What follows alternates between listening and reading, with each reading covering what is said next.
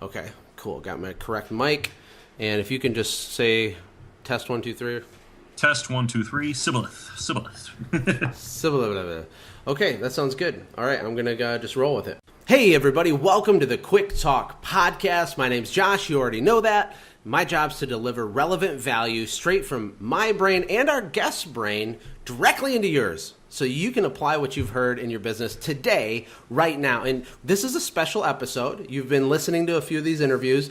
We're focusing on the huge convention, which is this August in the Washington, D.C. area, a gigantic gathering of window cleaning and pressure cleaning contractors from all over the country. They're converging in this amazing resort so they can get pumped up about their business. And I'm joined right now by a good friend of mine, Michael Geller. Now, I've known Michael for several years. We've worked together, we've talked, we've been friends, and he's one of the presenters at this year's convention. Michael, for people that don't know who you are, first of all, thanks for being here.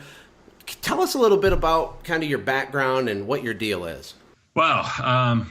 I've had a bunch of different jobs, been selling a large part of my life, learned sales, marketing. The thing a lot of people don't know about me is I was a magician full-time for almost 6 years.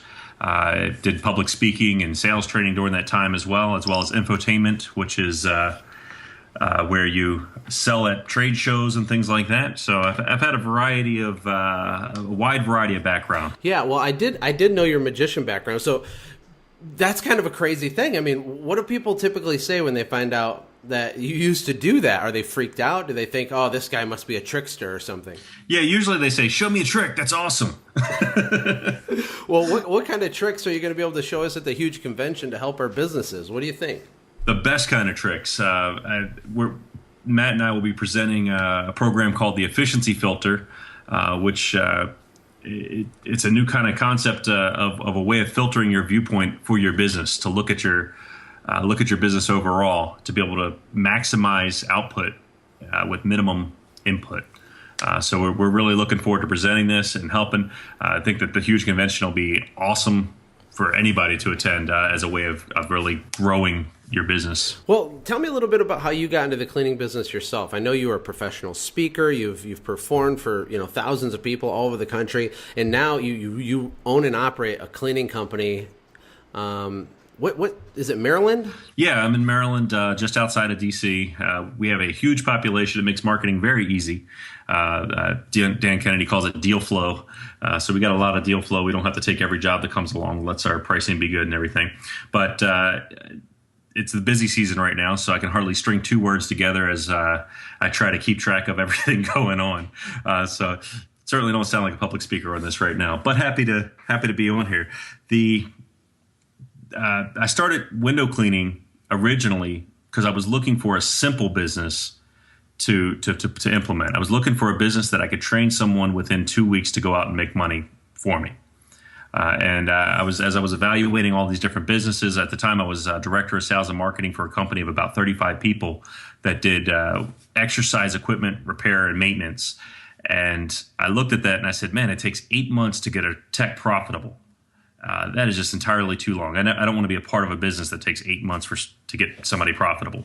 So as I was thinking about what business I wanted to start, I knew I wanted to start it. I had left the magic world, which was very good to me. But after I made my first wife disappear, I decided that that wasn't really the life I wanted, being on the road all the time and everything. And so I had gotten back into the business world, decided I wanted to start my own business, and I was literally brainstorming and thinking about it. And I went outside after eating lunch and I saw a window cleaner out there cleaning windows. And I said, that's interesting. You had your aha moment, right? Exactly. I said, that looks pretty simple. That looks pretty easy. Well, you bring up a really interesting point, okay? Because you said you made your first wife disappear. And we don't have to go down that whole road, but I think it's important because our businesses are supposed to serve us, right? They're supposed to serve our families. We don't want to live a life where we're a slave to what we do and we don't get what's really most important, which really is our family and our kids and our relationship with our spouse and all that. And I think a lot of the reason these guys are coming to the huge convention is because they want balance. They want to know how to be more efficient. I mean, your talk is about the efficiency filter, and I'll let you go a little deeper in that in a second, but isn't that really what matters the most? Isn't that why we go to events like this? It's to have fun. It's to have a drink with someone who understands your struggles. but it's also so we can learn how to grow and automate and systemize our businesses to serve us, right? Exactly. Whether you want that business to be a small business that is a lifestyle business that takes care of your needs, and perhaps it's just you, maybe you and a helper, or if you're looking to scale it to have 20 trucks, but you still want to create it in a way to steal Howard Partridge's term that you're not a slave to your business. We can so very easily become a slave to our business, and it can take over our lives and literally ruin our the rest of our life. That part can get so out of balance that it can cost us our relationships with our family and our friends, and if you're a spiritual person, with your God, and it can cost you a lot. So that's why I value this type of education so importantly, because it can really give you freedom. Yeah, well, tell me a little bit more about the efficiency filter. Give us an example of some of the content you'll be presenting. I mean, how does this apply to the little guy who's just trying to figure stuff out? Sure. One of the concepts really is the efficiency filter delves into principles, and principle doesn't change. So you can go back, to the Bible. You can go back further than that. These principles have been there. They're success principles. So one of them, Stephen Covey hit on, which is begin with the end in mind. So you have to realize what is your goal. A lot of people raise their hand when you say, who wants to build a $100 million company? Well, in reality, they probably don't really want to build a $100 million company, because every choice, every decision you do has a consequence. So to do that $100 million company, the sacrifices you have to make to get there, you probably don't want to make them. There's a few crazy people who actually do and want to. But in reality, you probably would rather be debt-free and have a couple million in the bank. Well, you don't need a $100 million company to do that. You could run a small, simple business and accomplish that if you do it smartly. So really, you have to decide what your end game is, because that's going to decide what you build, how you build your business. So that's kind of one of the first things we're going to talk about. We're also going to talk about some things that can constrain our thinking and hold us back, particularly in the area of, we'll touch on the area of pricing and how that a lot of times we don't even realize that we have these constraints in our thinking that are really they're powerful. They're powerful. Deadly. Yeah. Self-limiting beliefs, right? Absolutely. So we'll get into some of that and show how that they can affect us without us even realizing it. And so we'll free some of those constraints, and then we'll take a look at, like, in the marketing areas, sales areas, training and hiring, ways to apply this principle of efficiency and getting maximum output for minimum input to really create exponential growth in your business.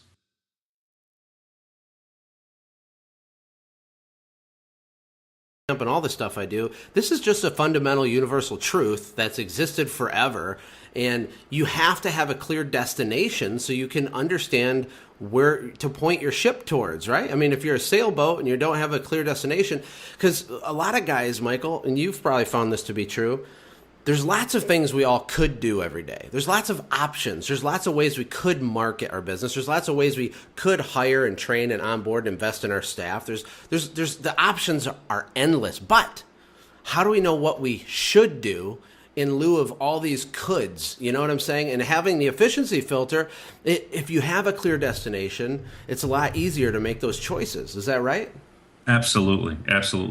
And not even just where to steer the boat, but Matt has this great illustration of it's even about what boat to build. You know, for instance, you wouldn't want to build, an ocean liner, a steamer to go bass fishing, nor would you want to take a bass boat to try to cross the Atlantic. So you have to really decide what is your goal, and that's going to dictate how you build your business. And then, of course, that goal also will dictate how you steer your boat, like you were saying. That's a really good point, man, because a lot of people get it all backwards. They go crazy. They do all this stuff, and they don't really know what they're even trying to do. And everybody knows what they don't want, but very few people really even know what they do want. If you ask people, what do you want? A large portion of people I ask that question to, they're like, I don't know. Or they give you some generic answer like, well, I want provide the best customer service in Southeast Missouri. It's like, no, you don't.